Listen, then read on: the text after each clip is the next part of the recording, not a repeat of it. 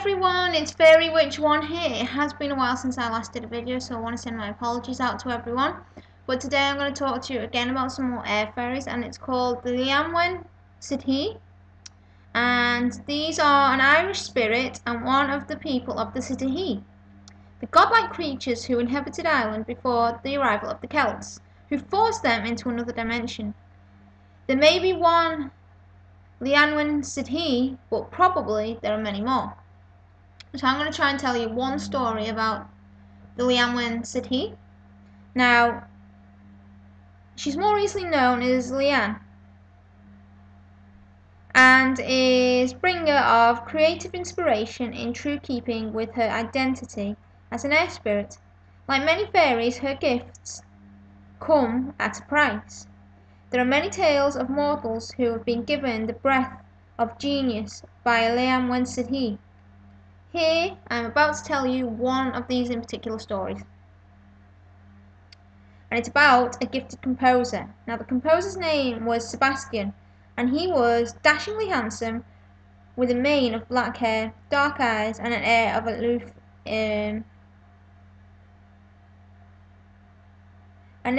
aloof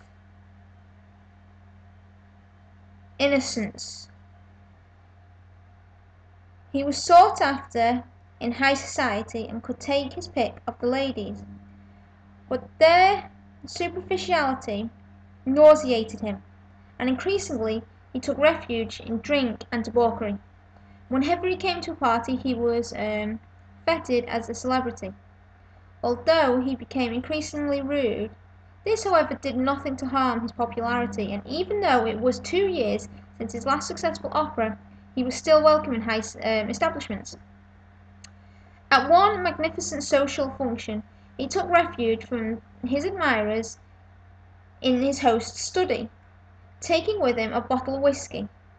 He was sinking into a drunken haze when he became aware of a woman in the room with him. He looked up and saw the most beautiful creature he had ever beheld. Her curtain of chestnut hair trailed unfashionably but enchantingly down her back, and she had an air of subtle knowingness, so that it was hard to determine her age. His caustic comment died on his lips as the woman smiled. "I am Lady Leanne," she said. "I hope I am not disturbing you." She began to talk intelligently and wittily about his work, and Sebastian was entertained, entranced. While the ballroom extravaganza continued without them, and the night grew later, they talked on and on. Lady Leanne was the wife of an elderly but very rich lord, and she soon proposed that she finance Sebastian in his career. The next day, while Sebastian was nursing a hangover and wondering if he had imagined the events of the evening, there was a soft knock on his door. He opened it on the lovely companion of the previous night. His headache vanished, and the composer spent the rest of the day playing his heart out at his piano, while Lady Leanne sang in a high, haunting voice. This was the first of many visits, and soon Sebastian was spending almost every day feverishly playing and composing, while Leanne stood beside him, singing, making suggestions, and encouraging him to work harder and harder with her at his side. He wrote some of the most ethereal and wonderful tunes ever penned. Gone were his drinking habits, and the composer hardly even stopped to eat. When Leanne was with him, he put some of his most inspirational touches to his music, and while she was away, he wrote reams and reams so that he would have plenty to show her. His neighbours would hear a piano ringing out in the small hours, and often they heard him talking and laughing to himself. They never saw anyone visit him, and rumours began to circulate that he was mad, as were so many creative souls. The months after their first meeting, Sebastian's new opera was finished.